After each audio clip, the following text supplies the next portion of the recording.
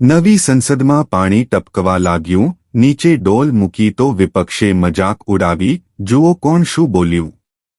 દેશની રાજધાની દિલ્હી બુધવારે 31 જુલાઈ સાંજે ભારે વરસાદને પગલે પાણી થઈ ગઈ હતી. અનેક વિસ્તારો પાણીમાં ગરકાવ થયા હતા.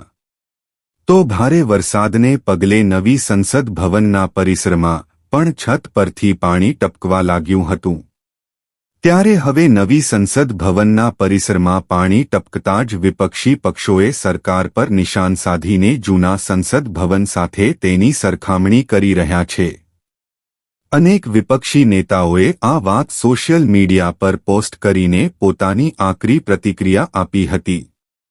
નવી સંસદ કરતાં જૂની સંસદ સારી હતી. અખિલેશ યાદવ, સમાજવાદી પાર્ટીના અધ્યક્ષ અને લોકસભા સાંસદ અખિલેશ યાદવે એક્સ પર પોસ્ટ કરીને લખ્યું છે કે આ નવી સંસદ કરતાં તો જૂની સંસદ સારી હતી, જ્યાં સાંસદો પણ આવીને મળી શકતા હતા.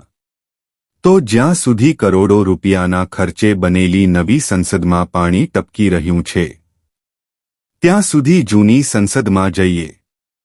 જનતા સવાલ કરી રહી છે કે ભાજપ સરકારમાં બનેલી દરેક નવી છતમાંથી પાણી ટપકવું એ તેમની વિચારપૂર્વક બનાવેલી ડિઝાઇનનો ભાગ છે કે પછી.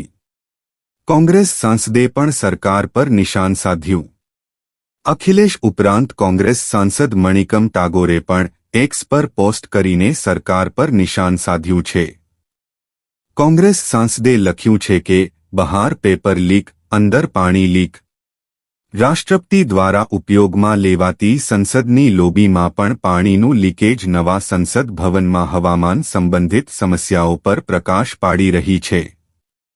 નિર્માણ પૂરું થયાના 1 વર્ષ બાદ જ આવી સ્થિતિ સર્જાઈ છે. આ મુદ્દે લોકસભામાં સ્થગિત દરખાસ્ત રજૂ કરવામાં આવી હતી.